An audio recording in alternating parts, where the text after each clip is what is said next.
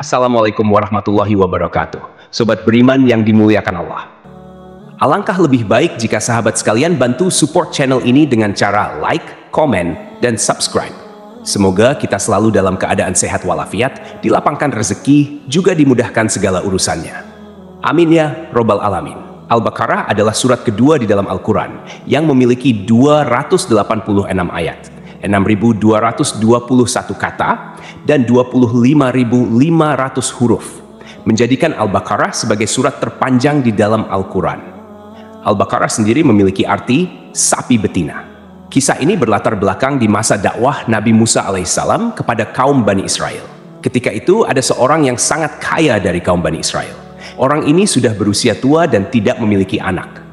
Artinya, ketika ia meninggal dunia nanti, ahli warisnya adalah saudara-saudaranya. Tidak ada riwayat yang menyebutkan nama laki-laki tua ini. Namun, salah satu saudara sepupunya berharap untuk menjadi pewaris harta tersebut. Karena desakan hidup, ia tergoda untuk melakukan perbuatan yang tidak benar demi mendapatkan warisan. Akhirnya, ia membunuh saudara sepupunya dan membawa jasadnya ke perbatasan dua wilayah untuk mengaburkan pelakunya. Konflik pun terjadi antara kedua wilayah, karena masing-masing saling menuduh. Ketika situasi memanas dan perang hampir pecah, seorang kakek bijak menyarankan mereka untuk menemui Nabi Musa guna mencari solusi.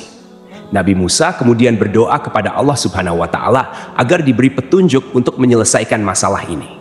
Allah memberikan wahyu kepada Nabi Musa agar mereka menyembelih seekor sapi betina sebagai bagian dari solusi untuk menemukan pelaku. Awalnya, kaum Bani Israel merasa bingung dan heran dengan perintah ini. Tetapi Nabi Musa menegaskan bahwa ia hanya menyampaikan perintah Allah dan tidak bermaksud main-main. Akhirnya, mereka mengikuti perintah tersebut, dan melalui mukjizat Allah, pelaku pembunuhan pun terungkap. Dari sini timbul pertanyaan, kenapa harus sapi? Bukankah bisa dengan hewan lainnya seperti kambing atau unta? Para ulama mengatakan bahwa di dalam hati orang-orang Bani Israel ketika itu masih ada kecenderungan menuhankan sapi. Sebagaimana kisah yang diceritakan, Samiri pernah membuat patung sapi untuk menggantikan Allah Subhanahu wa Ta'ala. Setelah diperintahkan untuk mencari sapi betina oleh Nabi Musa, bukannya langsung mencari. Orang-orang Bani Israel malah menanyakan, mau sapi yang seperti apa? Mau yang bagaimana? Mau warna apa? Memang, teman-temanku, orang-orang Bani Israel ini terkenal suka membantah dan merasa sok pintar.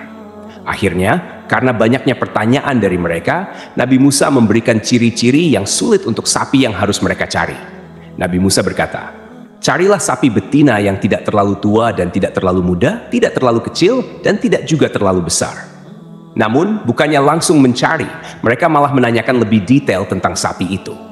Mereka berkata, wahai Musa, berdoalah kepada Tuhanmu, mau seperti apa warna sapinya? Setelah mendapat petunjuk, Nabi Musa berkata, carilah sapi betina berwarna kuning pekat, tak ada warna lain kecuali kuning di seluruh tubuhnya. Jika ada orang yang melihat sapi ini, ia akan langsung suka. Karena sifat mereka yang terus membantah, akhirnya Allah benar-benar memberikan tugas yang sulit kepada kaum Bani Israel ini. Jika saja dari awal mereka langsung mencari sapi tanpa bertanya ini dan itu, tugas ini tentu akan lebih mudah. Akhirnya, penduduk Bani Israel mulai menyebar untuk mencari sapi yang dimaksud.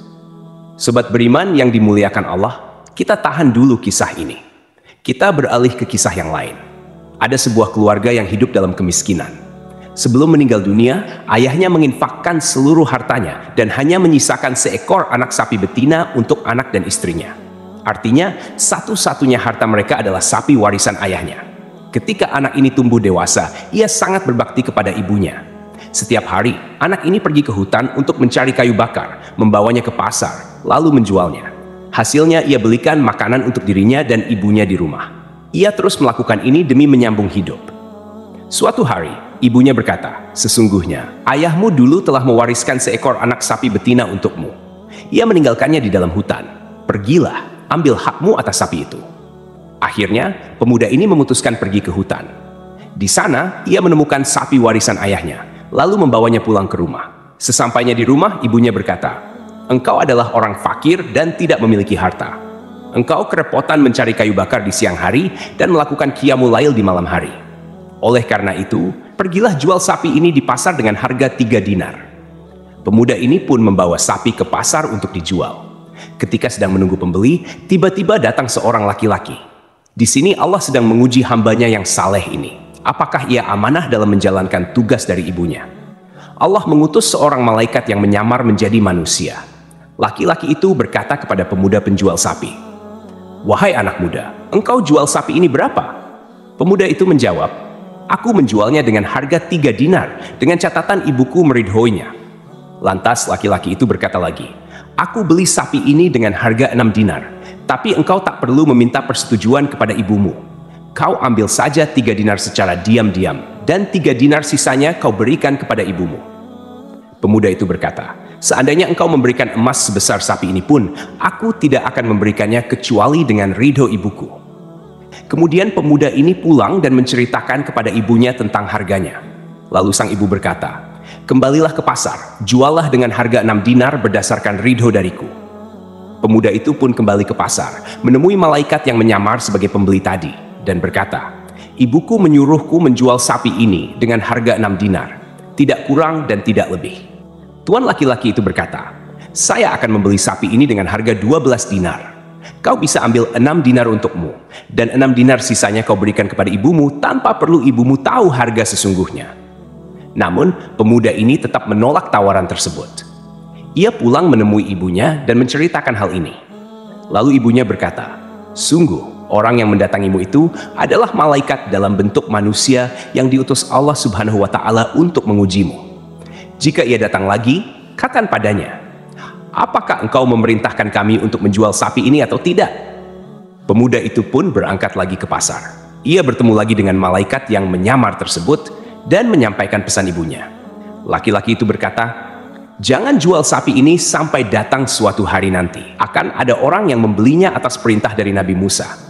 Juallah sapi ini dengan harga emas seberat bobot sapi ini." Pemuda itu pun pulang dan memutuskan untuk tidak menjual sapi tersebut di pasar. Pada suatu hari, orang-orang dari Bani Israel datang hendak membeli sapi itu atas perintah Nabi Musa alaihissalam. Pemuda itu berkata, "Silakan Tuan, aku menjual sapi betina warisan ayahku ini dengan harga emas seberat bobot sapi ini." Artinya, jika bobot sapi itu 1 ton, maka harganya juga emas seberat 1 ton.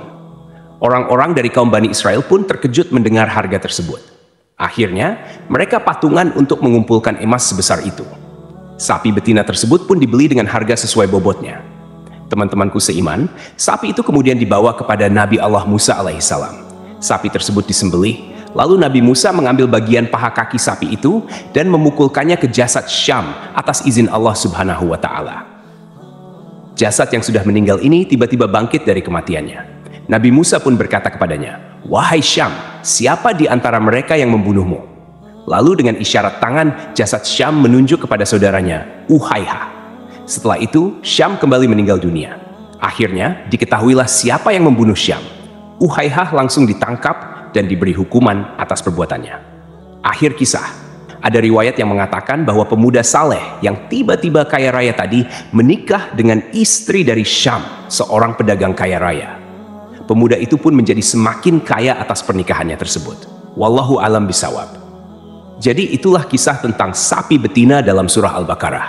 Semoga kisah ini bermanfaat. Lebih dan kurangnya mohon dimaafkan. Yang benar datangnya dari Allah Subhanahu wa Ta'ala. Sedangkan khilaf atau keliru datangnya dari saya pribadi sebagai manusia biasa.